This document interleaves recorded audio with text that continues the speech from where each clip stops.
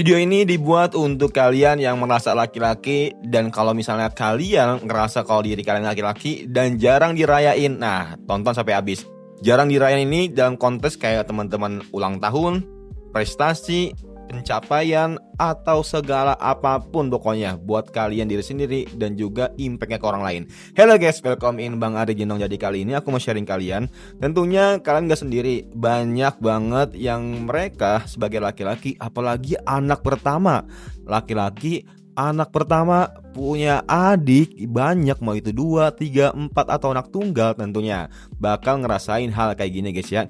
Yang dimana ketika kalian ulang tahun, atau nggak kalian mendapatkan ranking yang tinggi, atau nggak kalian mendapatkan IPK yang bagus, atau nggak kalian mendapatkan pekerjaan yang idaman, kenapa itu semua nggak dirayakan? Tapi kalau misalnya kita lihat dari segi sebelah atau perempuan lah, nah bukan janda, perempuan. Nah perempuan kalau misalnya dia ulang tahun dirayain, kalau misalnya dia dapat IPK dirayain, dia semprot dirayain, dia sidang dirayain, dia selesai skripsian dirayain, pokoknya anything pokoknya dirayain. Tapi kenapa cowok jarang banget yang dirayain ya cuy. Dan itu tentunya sebagai cowok, apalagi kalian yang laki-laki anak pertama, pastinya merasa iri, tentu wajar kayak gitu guys ya. Banyak tuh orang yang bilang kalau misalnya lu gak apa-apa gak dirayain, gak apa-apa kok, santai aja. Padahal mah dirinya mereka mau gitu, tapi ya dia tahu, sadar gitu kalau misalnya udah bukan waktunya, dan mungkin karena dia dari kecil itu nggak pernah ngerasain kayak gitu, makanya dia udah menormalisasikan hal kayak gitu. Dan gue mau dikasih tahu di sini ada 5 alasan kenapa anak laki-laki itu jarang banget dirayain. Tentunya yang pertama, anak laki-laki itu dididik untuk mandiri dan harus tegas ke diri sendiri. Tanpa lu sadarin, oke, mungkin laki-laki itu boleh nangis, tapi jangan di publik atau jangan di umum. Anak laki-laki itu harus kuat, pokoknya di depan orang banyak nih, di depan orang mata, yang mau itu cewek, cowok, keluarga kalian, adik kalian, pokoknya ya laki-laki pokoknya orang yang paling kuat, orang yang super bisa, orang yang benar-benar strong lah istilahnya. Nah, padahal kan nggak semuanya gitu. Walaupun jiwa kita keker, walaupun jiwa kita gede segala macamnya, tapi kita punya hati nurani yang kecil, yang dimana kita mau loh kalau misalnya kita dirayain kayak gitu. Kayak ngeliat orang lain itu ulang tahun dirayain, kita enggak. Walaupun ya mungkin dulu kita ekonominya kurang, tapi kita udah ada nih uangnya nih sekarang nih, tapi ya suasana itu nggak kembali lagi dan nggak sama kayak yang dulu lagi. Dan ini wajar, karena ini proses untuk membentuk karakter diri seorang laki-laki biar lebih baik dan lebih kuat. Yang kedua tentunya, tekanan laki-laki itu sebagai penopang. Penopang apa? Nah, jadi teman-teman di sini banyak yang akan dipersiapkan untuk menjadi kepala keluarga, kecuali kalau kalian nggak mau nikah sampai tua. Nah, makanya kenapa laki-laki itu disuruh mandiri, disuruh harus berbisa, disuruh pokoknya di mata semua cewek kalian itu harus all in pokoknya lah. Dari urusan rumah tangga, urusan nyari duit, urusan ngurusin anak, urusin finansial, apapun pokoknya tentang laki-laki. Dan kalian tuh jangan ngeluh atau jangan menolak, itu udah resikonya sebagai laki-laki. Dan kalian kalau misalnya mau dumel, mau nangis, maupun itu gak apa-apa, normal itu. Tapi jangan lama-lama, dan juga jangan di depan orang yang sayang sama kalian, karena itu akan berdampak banget untuk kedepannya. Nanti yang ada apa?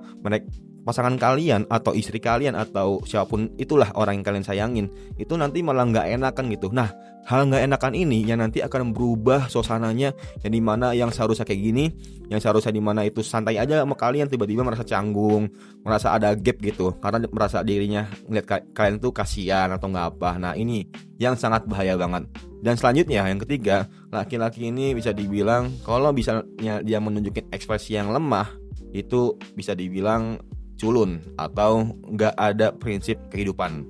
Dan ini banyak orang yang menilai kalau misalnya kalau laki-laki itu menunjukkan kayak ekspresi-ekspresinya yang males, lemah, segala macamnya, itu pasti akan dipikirin sama orang-orang kalau misalnya diri kalian itu lemah atau gagal lah, kurang lebih kayak gitu. Untuk yang keempat tentunya, laki-laki ini sering banget dia itu mau, cuman nggak mau bilang gitu. Ujung-ujungnya ya udah berharap untuk kepekaan. Ya kalian kan apalagi cewek ya, cewek itu meminta kepekaan atau kepekaan sih bacanya pekaan lah. Nah, cewek itu pastinya berharap kepekaan, tapi ketika laki-laki dia ingin ceweknya seperti ini, seperti itu, jarang ngasih tahu. Karena ya berharap ceweknya itu peka. Padahal mah saling peka-peka juga nggak bakal kelar, makanya itu butuh komunikasi. Dan tentunya laki-laki itu dimana mereka itu dididik kalau misalnya apapun itu harus bisa sendiri. Kayak mau beli motor, sebisa mungkin kalau kalian mau beli motor Ninja, motor Harley atau motor impian kalian, sebisa mungkin kalian dituntut buat nyari duit sendiri. Dan itu udah wajar. Itu jadi kontrak laki-laki biar kalian nanti ketika berumah tangga dan istri kalian atau nggak kalian mau nanya sesuatu, pastinya itu akan terbiasa dan kalian nggak akan menanggapi itu dengan keberatan. Oh ya udah nggak apa gitu, karena dari kalian itu udah tahu ternyata beginilah nasib laki-laki, dan laki-laki bisa dibilang ya nikmatin aja perjalanan kalian. Jangan sampai kalian merasa dirinya kalau kalian itu sebagai beban ke diri sendiri maupun ke keluarga. Yang terakhir tentunya budaya menganggap semuanya itu bisa. Yang gue kembali lagi flashback ke sebelumnya atau throwbacknya, yang dimana laki-laki ini dituntut untuk semuanya bisa. Mau dari urusan rumah tangga, urusan finansial, mau itu masalah diri sendiri, masalah anak, masalah istri kita, atau masalah mertua, atau masalah orang tua, atau masalah nanti kakek nenek cewek kalian, atau masalah kakek nenek kalian sendiri. Nah, tentunya itu semua laki-laki yang mengurusinnya. Mau kalian itu udah umur 20-an, 30-an, atau enggak yang masih proses dalam umur 20-an, siap-siap aja. Nah, dan ini tentunya gak bisa kalian cegah atau gak bisa kalian tolak. Dan kalian harus menikmatinya. Kalian harus bisa belajar step by stepnya, langkah demi langkah. Semuanya ini pasti ada hikmah, ada tujuan, dan ada keberkahan di dalam setiap langkah yang kalian lakuin setiap harinya, setiap saatnya. Semoga bermanfaat. Kalau misalnya ada yang kurang, coba tulis di kolom komentar. Di sini gue hanya berpendapat menurut gue sendiri, dan gue yakin 100% dari teman-teman banyak yang punya pendapat yang berbeda-beda dari gue sendiri. Coba tulis di kolom komentar biar gue tahu pendapat dari teman-teman apa aja yang gak terpikirkan sama gue. Mungkin itu aja. Sekian dari gue, semoga bermanfaat, and see you next time. Bye, sehat-sehat pokoknya.